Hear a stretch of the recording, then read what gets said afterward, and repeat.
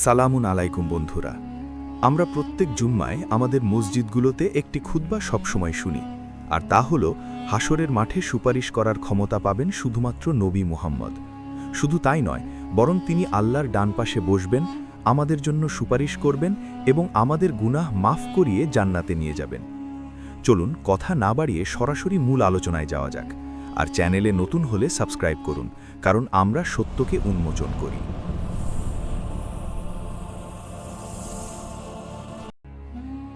হাসরের সেই ভয়াবহ দিনে যখন সূর্য মাথার উপরে থাকবে, মানুষ নিজের পাপের ঘামে হাবুডুবু খাবে, তখন তারা প্রথমে নবী আদম আলাইহিসসালামের নিকটে উপস্থিত হবেন, যাতে তিনি আল্লাহর কাছে ফরিয়াদ করেন বিচার শুরু করার জন্য। কিন্তু তিনি বলবেন, আমি নিজেই সৃষ্টির শুরুতে আল্লাহর অবাধ্য হয়েছিলাম এবং এখন ইয়া নাফসি করছি, তাই এই ক্ষমতা আমার নেই, তোমরা বরং নূহ নবীর নিকটে যাও। তখন সকলে নূহ নবীর দিকে ছুটবেন এবং ওনাকে বিচার শুরু করার জন্য অনুরোধ করতে বলবেন। কিন্তু তিনি বলবেন, আমি 900 বছরের মধ্যে মাত্র 40 জনকেই হিদায়েতের পথে আনতে পেরেছি, তাই এই ক্ষমতা আমার নেই, তোমরা বরং নবী ইব্রাহিমের কাছে গিয়ে সুপারিশের অনুরোধ করো। এভাবে সকলে নবী ইব্রাহিম থেকে মুসা এবং মুসা থেকে ঈসা নবী পর্যন্ত যাবেন, কিন্তু কেউ সুপারিশ করতে পারবেন না। সবাই নিজের নিজের পাপের জন্য ইয়া নাফসি করবে, এবং তাই অবশেষে নবী ঈসা সবাইকে বলবেন, তোমরা নবী মুহাম্মাদের কাছে যাও, কারণ আজ আল্লাহ এত রাগান্বিত যে তিনি ছাড়া আর কেউ সুপারিশ করতে পারবেন না। এরপর সবাই আসবে আমাদের প্রিয় নবী মুহাম্মাদের কাছে। তিনি বলবেন, আনা লাহা, অর্থাৎ আমি এর জন্য। তিনি সিজদায় লুটিয়ে পড়বেন এবং আল্লাহর প্রশংসা করবেন। আল্লাহ বলবেন, হে মুহাম্মদ, মাথা তোলো, বলো, তোমার কথা শোনা হবে, সুপারিশ করো, কবুল করা হবে। এবং এই ধারণাটি আমাদের অনেকের মনে এক ধরনের প্রশান্তি এনে দেয়। কিন্তু দুঃখের বিষয় এই যে, মহান আল্লাহ পবিত্র কোরআনে একবারও উল্লেখ করেননি যে নবী মুহাম্মদ বিচারের মাঠে সুপারিশ করবেন। তাহলে কেন এত বড় মিথ্যাচার আমরা প্রতিনিয়ত শুনি এবং তা গর্বের সাথে পালনও করি? আমরা যখন কোরআন পড়ি তখন দেখি আল্লাহ বারবার বলছেন সেদিন কোনো সুপারিশ কাজে আসবে না। চলুন সরাসরি আল্লাহর কোরআন থেকে আয়াতগুলো দেখে নিই। সূরা বাকারার 48 এবং 123 নম্বর আয়াতে আল্লাহ বলছেন, তোমরা সেই দিনকে ভয় করো যেদিন কেউ কারো কোনো কাজে আসবে না এবং কারো সুপারিশ গ্রহণ করা হবে না। একই কথা আল্লাহ বলছেন 254 নম্বর আয়াতে, হে মুমিনগণ, সেই দিন আসার আগেই তোমরা ব্যয় করো, যেদিন কোনো কেনাবেচা চলবে না, কোনো বন্ধুত্ব কাজে আসবে না এবং কোনো সুপারিশও থাকবে না। খেয়াল করুন, কোনো সুপারিশও থাকবে না। আল্লাহ বলছেন কোনো সুপারিশই থাকবে না। এমনকি সূরা জুমারের 44 নম্বর আয়াতে আল্লাহ স্পষ্ট বলেছেন, হে নবী, আপনি বলে দিন সকল সুপারিশ আল্লাহরই মালিকানাধীন। এমনকি তিনি আরও বলেছেন, সেদিন পরম করুণাময় যাকে অনুমতি দেবেন আর যার কথায় তিনি সন্তুষ্ট হবেন, তার সুপারিশ ছড়া কারো সুপারিশ কোনো কাজে আসবে না। সূরা তাহা আয়াত 109। অনেকে বলতে পারেন, আল্লাহ তাহলে কি নবীকে সেই ক্ষমতা দিয়েছেন? চলুন তবে সরাসরি কোরআনেই দেখি।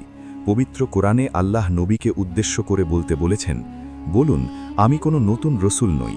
আমি জানি না আমার সাথে এবং তোমাদের সাথে কি আচরণ করা হবে।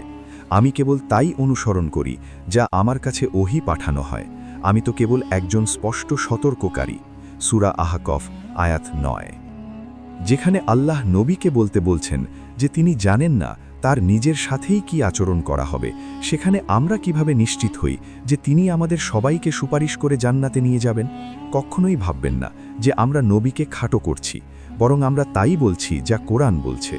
আল্লাহ তার নবীকে কেবল সতর্ককারী হিসেবে পাঠিয়েছেন, মুক্তিদাতা বা মাসিহা হিসেবে নয়। তবে কি সুপারিশ বলতে কিছুই নেই? থামুন, আল্লাহ কোরআনে বলছেন সুপারিশের মালিক একমাত্র তিনি নিজে। সূরা জুমার 44 নম্বর আয়াত। বলে দিন সমস্ত সুপারিশ আল্লাহরই অধীনে। আল্লাহ বলেন, সেদিন রূহ ও ফেরেশতাগণ সারিবদ্ধভাবে দাঁড়াবে, যাকে পরম করুণাময় অনুমতি দেবেন সে ছাড়া অন্যরা কোনো কথা বলবে না, আর সে সঠিক কথাই বলবে। সূরা নাবা 38 নম্বর আয়াত। অর্থাৎ আল্লাহ যাকে চাইবেন কেবল সেই কথা বলতে পারবেন।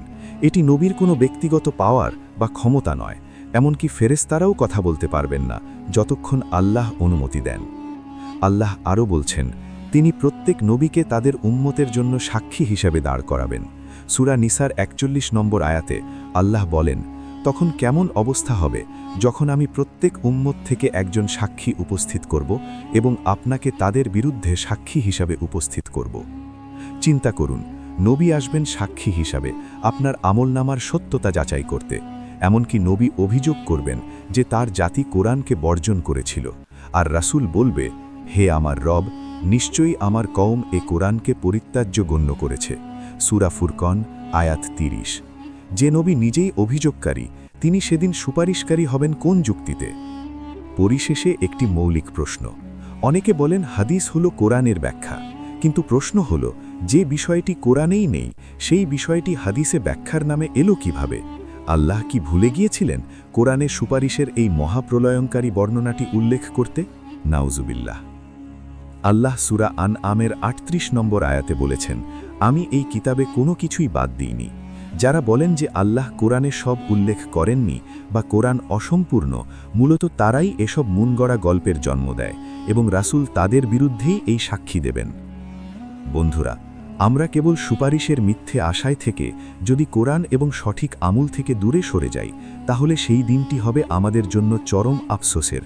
সেদিন কে হবে সেই মাসিহা, সেই ত্রাণকর্তা, যিনি আমাদের জন্য সুপারিশ করবেন? তা কোরআন সরাসরি বলে না। তাই আল্লাহ যা বলেননি তা নিয়ে বেশি বাড়াবাড়ি করা বা নবীদের মধ্যে বিভেদ করা উচিত নয়। আল্লাহ আমাদের সবাইকে সরাসরি কোরআন বুঝে চলার তৌফিক দান করুন। সালামুন আলাইকুম।